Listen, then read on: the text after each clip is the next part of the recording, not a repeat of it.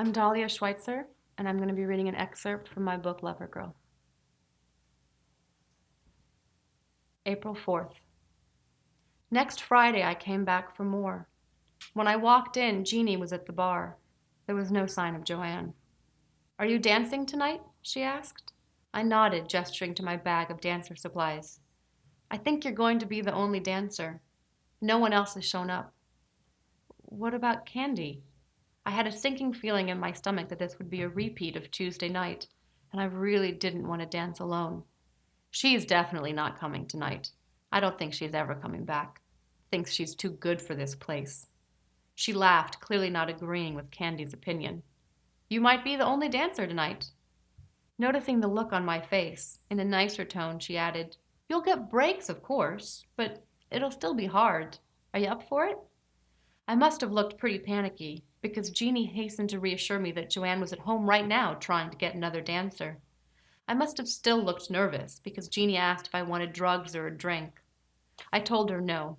This night, I would dance completely sober.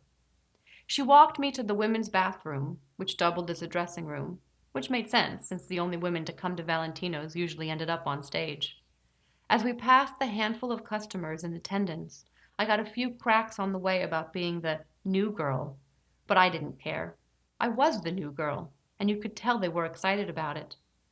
There was an older guy with glasses who was nicknamed Al Bundy. He did sort of look like Al Bundy from Married with Children, only with gray hair and a worn-looking face. He kept lapsing into Irish and British accents. The other guy was called Marshall. He was really ugly, with lots of wiry brown hair, green eyes that wouldn't stop staring at me, and a pig nose. I recognized him from the week before. "You can call me Marshall, Mr. Marshall, or Mr. Mister. Most people choose Mr. Mister, he said, as in Mr. MR, as in Mr. Marshall. This comment created a lot of amusement at the bar. "I can't wait to see you dance," he said, smiling. "I'll be up there as soon as I finish my water." I tried to remember to smile back.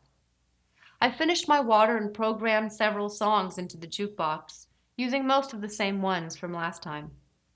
I took a deep breath, placed my red tip bag and second glass of water on the stage, and climbed on up.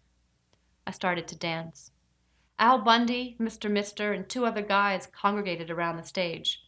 Mr. Mister did not sit down. One of the guys was really old, and he stayed in the same seat all night, getting really drunk. The fourth man sat on the other side of Al Bundy and told me I looked like a movie star. He and Al kept arguing about which one I looked like. There was also a good-looking black man who joined the group. He said I looked like a Nikita. I'd already decided to be a Carla. I hadn't kissed a boy until I was 18, but Carla had been fucking since before she was born. She had legs for a mile, beautiful tits, a cute ass, and eyes that sparkled, especially when they saw those nice dollar bills. She could shake her hips and flash her pussy for your spare change, and she did it all with a smile, a wink, and sheer sex appeal, regardless of how scummy the bar was, how tacky the lights, or how dismal the clientele. Carla was everything I wished I could be, and on that stage I wore her like an evening gown that fit over my skin.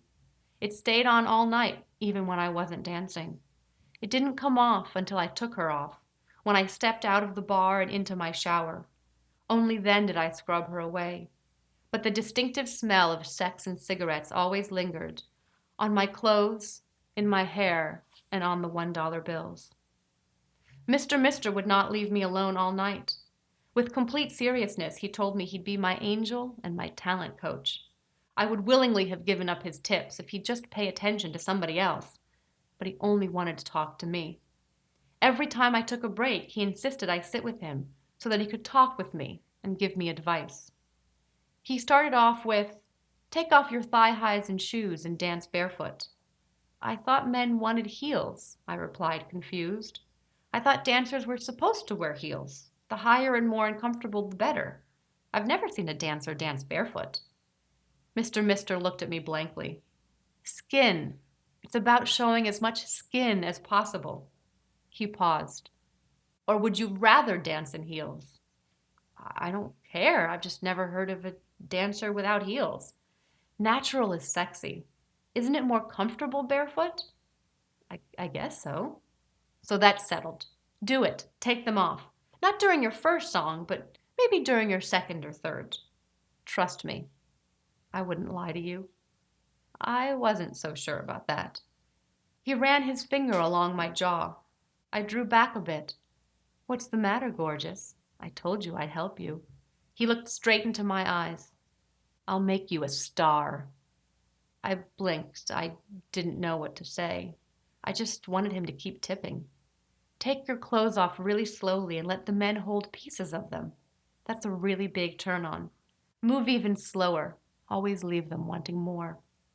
He asked what I was drinking. Just water, I replied sheepishly. Wow, Mr. was impressed. I knew it. You've done this before. Only the crappy dancers drink alcohol. Getting drunk means you can't dance well. I nodded, trying to remember everything. Unzip your boots a little before you take them off. Be more of a tease, show more skin, but show it slowly. I nodded again. He ran his finger down my arm. I tried not to grimace. Let me hold your dress after you take it off during your next dance. There'll be a surprise in it for you when you finish. He laughed, leaning close and showing his teeth. I knew it would probably be a nice $5 bill. I smiled cheerfully. The things a girl will do for a $5. Okay.